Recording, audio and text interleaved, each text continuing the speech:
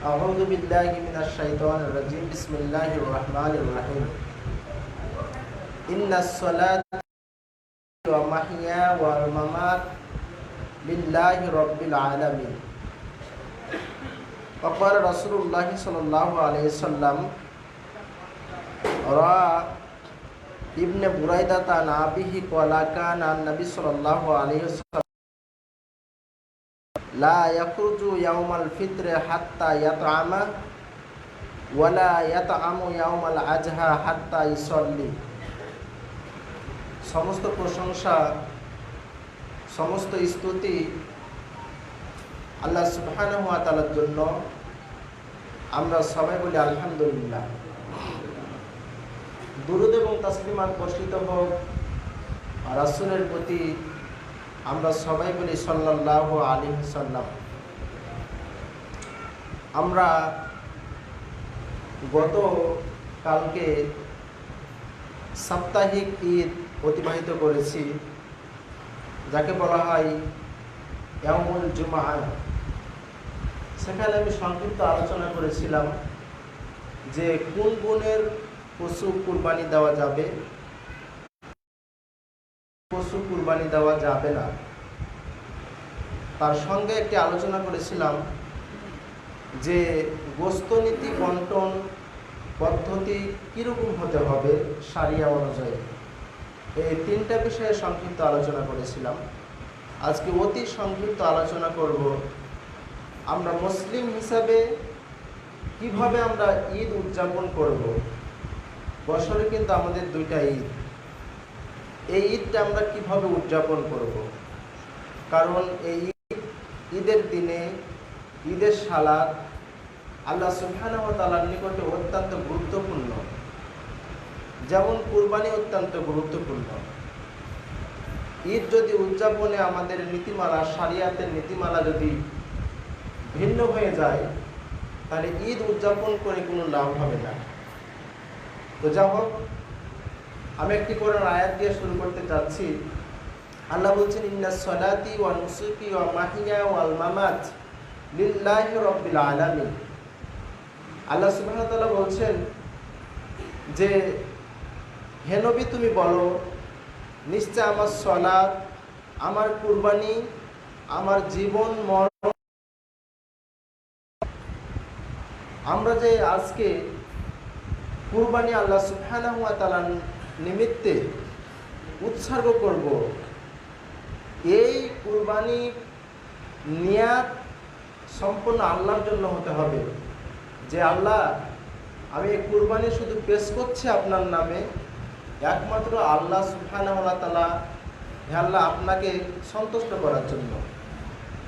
আল্লাহ সুবহানাহু ওয়া তাআলাকে যদি আমি সন্তুষ্ট করার উদ্দেশ্যে যদি আমি কুরবানি পেশ না করি আল্লাহর নিকটে, তাহলে কিন্তু এই কুরবানি আপনি 10,000 20,000 টাকা দিয়ে খরচ করে যে আপনি কুরবানি দিচ্ছেন, এই কুরবানি আল্লাহর নিকটে কিন্তু কবুল হবে না।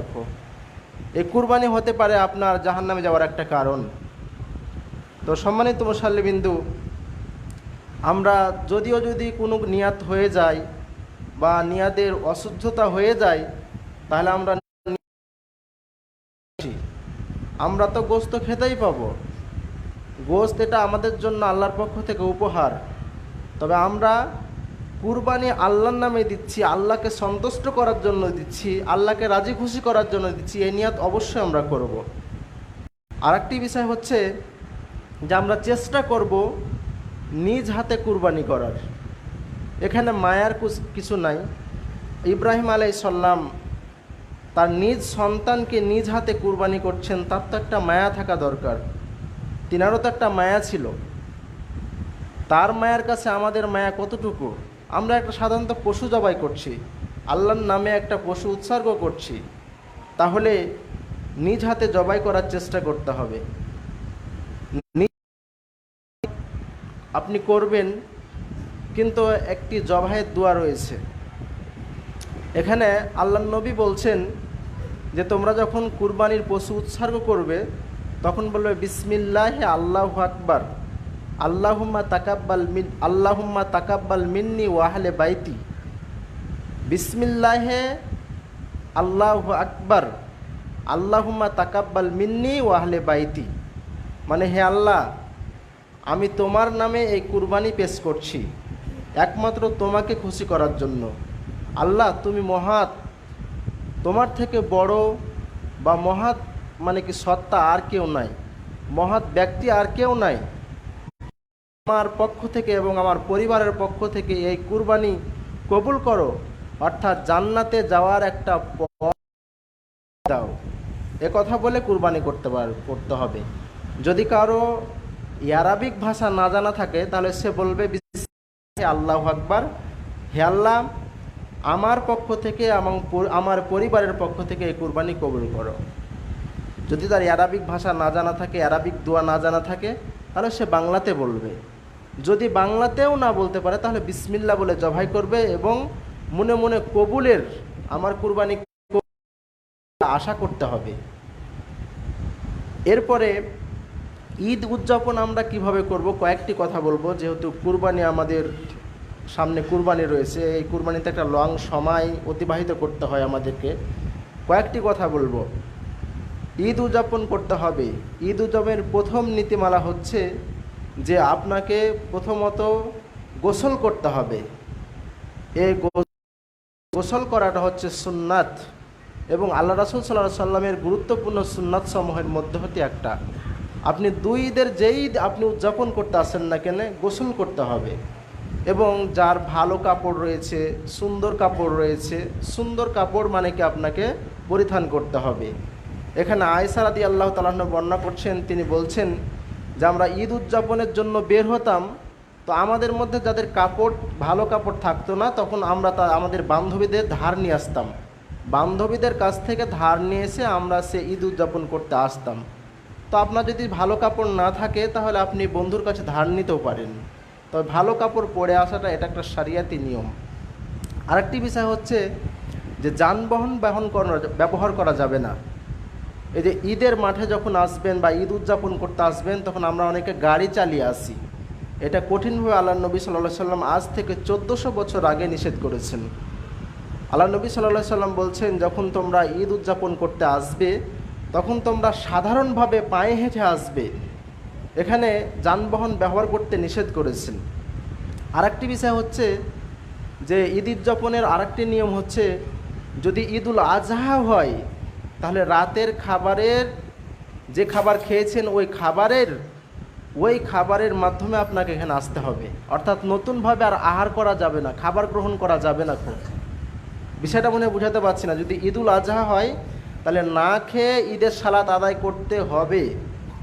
এরপরে এখান থেকে যাওয়ার পরে আপনি কুরবানি করবেন। কুরবানি করার পরে কুরবানির মাংস দিয়ে আপনি মানে কি খাওয়া শুরু করবে, আপনার মানে কি ক্ষুধা নিবারণ করবেন। এটা হচ্ছে রাসূল সাল্লাল্লাহু আলাইহি সাল্লামের সুন্নাত।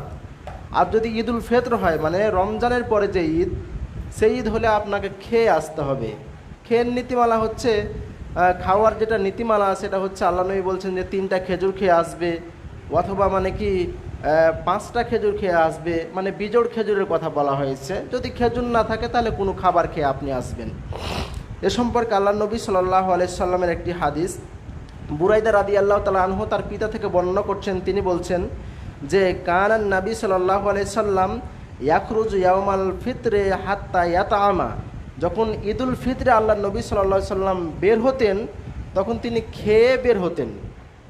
এরপর সাহাবী বলছেন যে ওয়ালা ইয়াতাআমু ইয়াউমাল আজহা হাত্তা ইসল্লি, মানে নমাজ পড়ে যাওয়ার পরে কুরবানি করে কুরবানির গোশত দিয়ে ঈদুল আজহাতে তিনি ভাত খেয়েছেন, তার আগে খাবার খেয়েছেন, তার আগে কোনো খাবার খায়নি। তাহলে এখান থেকে বুঝতে পারলাম যে ঈদুল আজহা না খেয়ে আসতে হবে, ঈদুল আজহা উদযাপন করতে হবে না খেয়ে। এখান থেকে সালাত আদায় করা যাওয়ার পরে খেতে হবে। এটা একটা নীতিমালা। আরেকটি নীতিমালা হচ্ছে সপরিবারে বের হয়ে আসতে হবে। আপনার পরিবারের যতগুলো মানুষ আছে সবকে বের করে নিয়ে আসতে হবে, কারণ এখানে নারী পুরুষ শিশু সবাই ঈদের জামাতে মানে কি করবে, শামিল হবে। এটা হচ্ছে শরিয়তের নির্দেশ। এটা আজ থেকে 1400 বছর পূর্বে আল্লাহ নবী সাল্লাল্লাহু আলাইহি সাল্লাম নির্দেশ দিয়েছেন। টাকা গোনা হলে আমি শেষ করে দিব। এই ব্যাপারে আল্লাহ নবী সাল্লাল্লাহু আলাইহি সাল্লামের একটা হাদিস উম্মে আতিয়া রাদিয়াল্লাহু তাআলা আনহা বর্ণনা করছেন। তিনি বলছেন যে উমিরনা আন নুখরিজাল আওয়াতিকা ওয়াল হুইজা ফিল ঈদাইনে, মানে তিনি বলছেন যে আল্লাহর নবী সাল্লাল্লাহু আলাইহি ওয়াসাল্লাম আমাদেরকে আদেশ দিয়েছেন যে আমরা যারা মানে কি আমরা যেন সকলে অর্থাৎ নারী পুরুষ শিশু সবাই যেন ঈদগাহের দিকে আমরা দলবদ্ধভাবে যাই ঈদ উদযাপন করার জন্য। এমনকি আল্লাহর নবী বলছেন, উম্মে আতিয়া বলছেন যে আল্লাহর নবী এটাও যে মেয়ের মেন্স চলছে, মেন্স মানে মাসিক চলছে, যে মেয়ের মেন্স বা মাসিক হচ্ছে সেও যেন ঈদগাহে উপস্থিত হয়। এরপরে আল্লাহর নবী নীতিমালা দিচ্ছেন যে ইয়াসহাদনাল খায়রা ওয়া দাওয়াতাল মুসলিমিনা ওয়া ইয়াতাজিলিল হুইজা আল মুসাল্লা, যে মেয়ের মেন্স হয়েছে ও শুধু খুতবা শুনবে এবং যে সমস্ত তাকবীর রয়েছে আল্লাহু আকবার আল্লাহু আকবার লা ইলাহা ইল্লাল্লাহ আল্লাহু আকবার ওয়ালিল্লাহিল হামদ এগুলো পড়বে। আর যখন সালাতের সময় যখন মানুষ দাঁড়াবে তখন সে আর দাঁড়াবে না এবং তার নিজ স্থানে বসে থাকবে। মানে মেন্স, এখানে আল্লাহর নবীর সাহাবী গুরুত্ব দিচ্ছেন যে আল্লাহর নবী মেন্স হওয়া মেয়েকে, মাসিক চলছে এই মেয়েকেও বের হতে বলেছেন, ঈদের মাঠে আসতে বলেছেন, কিন্তু তারা সালাত আদায় করবে না। কি করবে? খুতবা শুনবে, প্লাস যে সমস্ত তাকবীরের ধ্বনি হবে সে সমস্ত তাকবীরের ধ্বনিগুলো তারা মানে করবে। আরেকটা বিষয় হচ্ছে যে ঈদের সালাত আদায় করতে হবে, এটা হলো মানে আজান এবং একামত ছাড়া, মানে ডাকাডাকি করা যাবে না। ডাকাডাকি করাটা এটা মানে কি শরিয়তের একটা বিপরীত কাজ হয়ে যায়। শরিয়তের বড় একটা বিপরীত কাজ হচ্ছে ডাকাডাকি করা। আল্লাহর নবী সাল্লাল্লাহু আলাইহি ওয়াসাল্লামের যুগে ঈদের মাঠের সময় হয়ে গেছে, তোমরা তাড়াতাড়ি এসো, এরকম কথা বলেনি, জাস্ট একটা টাইম বলে দিয়েছে, সাহাবীরা টাইম প্রচার করে দিয়েছে, এই টাইমের মধ্যে সবাই উপস্থিত হয়ে গেছে, কোনো ডাকাডাকি ছিল না। এরপরে বুখারীর একটা হাদিস ইবনে আব্বাস রাদিয়াল্লাহু তাআলা বর্ণনা করছেন, তিনি বলছেন যে আন্নান নবী সাল্লাল্লাহু আলাইহি ওয়াসাল্লাম আল ঈদা বিল আযানিন ওয়ালা ইকামা, আল্লাহর নবী সাল্লাল্লাহু আলাইহি ওয়াসাল্লাম আজান এবং ইকামত ছাড়াই, ডাকাডাকি ছাড়াই এই ঈদের সালাত আদায় করেছেন। ঈদের সালাতে ডাকাডাকি করা যাবে না, ডাকাডাকি করাটা একটা শরিয়তের বিরুদ্ধাচরণ, রাসূল সাল্লাল্লাহু আলাইহি সাল্লামের বিরুদ্ধাচরণ। এরপরে আমরা দেখি যে ঈদের সালাতের পূর্বে 2 রাকাত সালাত আদায় করে। আসলে ঈদের সালাতের যে 2 রাকাত আমরা সালাত আদায় করলাম, এর পূর্বে এবং পরে কোনো সালাত আদায় করা যাবে না, এটা নিষিদ্ধ। আল্লাহ নবী সাল্লাল্লাহু আলাইহি সাল্লাম এবারে বলছেন, ইবনে আব্বাস রাদিয়াল্লাহু তাআলা বর্ণনা করছেন, তিনি বলছেন যে আন্নান নবী সাল্লাল্লাহু আলাইহি সাল্লাম সাল্লা ইয়াউমাল ঈদে রাকাতাইনে লাম ইসল্লি ক্বাবলাহা ওয়ালা বাদাহা, আল্লাহ নবী সাল্লাল্লাহু আলাইহি সাল্লাম শুধু ঈদের 2 রাকাত সালাত আদায় করেছেন, তার পূর্বে এবং পরে কোনো সালাত আদায় করেনি। অনেক মেয়েকে দেখা যায় যে সে সালাত আদায় করছে 2 রাকাত, এটা করা যাবে না। এটা আজ থেকে 1400 বছর আগে আমাদের নবী মুহাম্মদ সাল্লাল্লাহু আলাইহি সাল্লাম তিনি নিষেধ করেছেন। তাহলে ঈদের সালাতের পূর্বে এবং পরে সালাত আদায় করা যাবে না। যেই 2 রাকাত সালাত শুধু ইমাম নিয়ে পড়াবে সেটাই আপনাকে কি করতে হবে? পড়তে হবে। এবার আমরা আসি, আগে আপনার কি করতে হবে? সালাত আদায় করতে হবে। অনেক জায়গাতে দেখবেন যে মারওয়ানি একটা নীতি চালু আছে যে আগে তারা খুতবা দিবে তারপরে সালাত আদায় করবে, কিন্তু শরিয়া এটা বলে না। শরিয়া যেটা বলছে আগে কি করতে হবে? সালাত আদায় করতে হবে, তারপর খুতবা দিতে হবে। এখানে মুসলিমের একটা হাদিস ইবনে ওমর রাদিয়াল্লাহু তাআলা বর্ণনা করছেন, তিনি বলছেন কানান নবী সাল্লাল্লাহু আলাইহি সাল্লাম ওয়া আবু বকর ওয়া উমর ওয়া উসমান ওয়া আলী সাল্লুনা আল ঈদাইনে ক্বাবলাল খুতবা। তিনি বলছেন, ইবনে উমর বলছেন যে আল্লাহর নবী সাল্লাম, আবু বকর, উমর, উসমান, আলী সকল বিশিষ্ট সাহাবী আগে কি করেছেন? সালাত আদায় করেছেন, এরপরে কি করেছেন? খুতবা দিয়েছেন। তাহলে আগে সালাত আদায় করতে হবে। আমরা আগে সালাত আদায় করলাম, তারপর এখন আমরা খুতবা দিচ্ছি। সালাতটা হচ্ছে সুন্নাতে মুআক্কাদা, কিন্তু খুতবা শোনাটা হলো ওয়াজিব। খুতবা আপনাকে শুনতেই হবে। খুতবা যদি না শুনেন তাহলে আপনার ঈদ উদযাপনের নীতিমালা আপনি ভঙ্গ করার কারণে আপনার ঈদের যে নেকি রয়েছে এই নেকি থেকে আপনি বঞ্চিত হতে পারেন। আর যদি আপনি অগ্রহ্য নিজেকে যদি মানে কি অহংকার বশত চলে যান তাহলে আপনি মুসলিম থেকে খারিজ হয়ে যেতে পারেন। সম্মানিত মুসল্লিবৃন্দ, আর ঈদের সালাত কিন্তু আদায় করতে হবে। প্রথম যে 1 রাকাত পড়বেন, প্রথম রাকাতে আপনাকে 7 তাকবীর দিতে হবে অতিরিক্ত, আর পরের যে রাকাত পড়বেন সেটা হলো 5 তাকবীর, যেটা আমরা করলাম। সম্মানিত মুসল্লিবৃন্দ, এরপরে যে নীতিমালা হচ্ছে ঈদ উদযাপন আমরা শেষ যখন করলাম, এখন আমরা মনে করেন যে ঈদ উদযাপন শেষ করে দিলাম, আমরা যখন যাব তখন আমরা রাস্তা পরিবর্তন করব। হ্যাঁ, আমরা যে রাস্তা দিয়ে এসেছি মানে আল্লাহ এই মানে ওলামারা বলছেন যে সামান্য তার যদি রাস্তা একটাই হয় সেজন্য সামান্য পরিবর্তন করে। কিভাবে?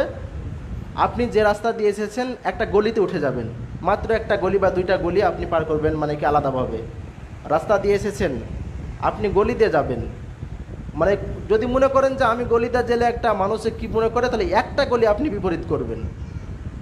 যদি বিপরীত না করেন তাহলে রাসূল সাল্লাল্লাহু আলাইহি সাল্লামের সুন্নাহ মানা হলো না। শেষ করে দেব। এখানে আল্লাহ নবী সাল্লাল্লাহু আলাইহি সাল্লাম বলছেন, জাবের রাদিয়াল্লাহু বর্ণনা করছেন, তিনি কানা রাসূলুল্লাহ সাল্লাল্লাহু আলাইহি সাল্লাম ইজা কানা ইয়াউমুল ঈদে খালাফাত তারিক। আল্লাহ নবী সাল্লাল্লাহু আলাইহি সাল্লাম ঈদগাহে যে রাস্তা দিয়ে আসতেন সেই রাস্তা পরিবর্তন করে আবার বাসাতে যেতেন।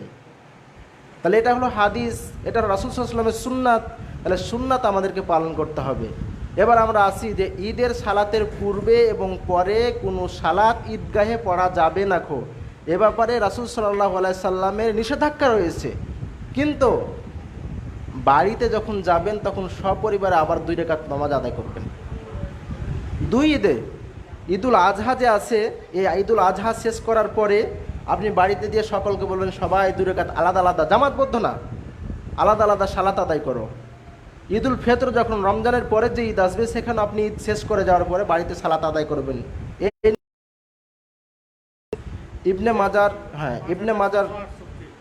আচ্ছা, ইবনে মাজার একটা হাদিস, আল্লাহ নবী সাল্লাল্লাহু আলাইহি সাল্লাম বলছেন যে জাবের রাদিয়াল্লাহু তাআলা বর্ণনা করছেন যে ইজা রজা ইলা মানজিলি সাল্লা রাকাতাইনে। আল্লাহ নবী সাল্লাল্লাহু আলাইহি সাল্লাম যখন ঈদের সালাত শেষ করে আসতেন, যখন বাড়ি যেতেন, তখন বাড়িতে গিয়ে আবার আল্লাহ নবী সাল্লাল্লাহু আলাইহি সাল্লাম 2 রাকাত সালাত আদায় করতেন। কুরবানি উৎসর্গ করার পূর্বে, আল্লাহর নামে কুরবানি উৎসর্গ করার পূর্বে আপনি আগে 2 রাকাত সপরিবারকে নিয়ে সালাত আদায় করবেন, নির্দেশ দিবেন যে তোমরা সালাত আদায় করো, রাসূলের সুন্নাত পালন করো। এরপরে আপনি মানে কি করবেন? কুরবানি করবেন। এ হলো সংক্ষিপ্তভাবে আমি বর্ণনা করলাম ঈদ উদযাপনের নীতিমালা। আল্লাহ সুবহানাহু ওয়া তাআলা যেন আমাদেরকে শরিয়তি নীতিমালার ভিত্তিতে ঈদ উদযাপন করার তৌফিক দান করেন, আমরা সবাই বলি আল্লাহুম্মা আমিন। আর আমরা যখন এই যে আমরা এখন কুরবানি উৎসর্গ করব, আমরা গোশত খেতে পাবো, আমরা আমাদের আল্লাহকে খুশি করার জন্য, হে আল্লাহ এই মানে কি কুরবানিটা আমি দিয়েছি, এই কুরবানিটা তুমি কবুল করো। আল্লাহ সুবহানাহু ওয়া তাআলা বলছেন যে লাইয়ানাল্লাহা লুহুমুহা ওয়ালা দিমাউহা ওয়ালাকিন ইয়ানাল্লাহু তাকওয়া মিনকুম। আল্লাহর নিকটে গোশত, তারপরে রক্ত, হাড্ডি, মাংস এগুলো পৌঁছে না, শুধু আপনার তাকওয়াটা পৌঁছে, যে আপনি কতটুকু আল্লাহকে ভয় করে বা কতটুকু আল্লাহর নামে আল্লাহকে রাজি খুশি করার জন্য এই মানে আপনি কুরবানি পেশ করছেন, এটাই আল্লাহ শুধু খালি দেখতে চায়। আল্লাহ সুবহানাহু ওয়া তাআলা যেন আমাদেরকে নিয়াতের পরিশুদ্ধতার মাধ্যমে যেন আমাদেরকে এই কুরবানি আল্লাহর নামে পেশ করার তৌফিক দান করেন, আমরা সবাই বলি আল্লাহুম্মা আমিন। হে আল্লাহ, আমরা দোয়া করি আল্লাহ সুবহানাহু ওয়া তাআলার নিকটে, হে আল্লাহ তুমি আমাদের এলাকা থেকে বালা মুসিবতকে দূর করে দাও, আমরা সবাই বলি আল্লাহুম্মা আমিন।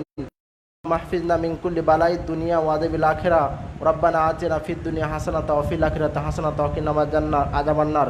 আল্লাহ সুবহানাহু ওয়া তাআলা যেন আমাদের এলাকা থেকে, আমাদের দেশ থেকে, আমাদের মুসলিম কান্ট্রিগুলো থেকে যে করোনা নামক মুসিবত রয়েছে, মানে কি মুসিবত দেখা দিয়েছে, এই মুসিবত থেকে আমাদেরকে যেন উত্তোলন করেন, আমরা সবাই বলি আল্লাহুম্মা আমিন। আমরা সবাই বলি আল্লাহুম্মা ইন্নী আউযু বিকা মিনাল বারাসে ওয়াল জুনুনে ওয়াল জুজামে ওয়াল কুরুনা আমিন সাইয়িল আসকাম বিসমিল্লাহিল্লাযী লা ইয়াদুররু মা ইসমুহু সাইয়ুন ফিল আরজে ওয়ালা ফিস সামায়ে ওয়া হুয়াস সামিউল আলিম। সম্মানিত মুসাল্লি বিন্দু, শেষ করার আগে আমরা আমাদের কালেকশনের বিষয়টা বলতে চাচ্ছি।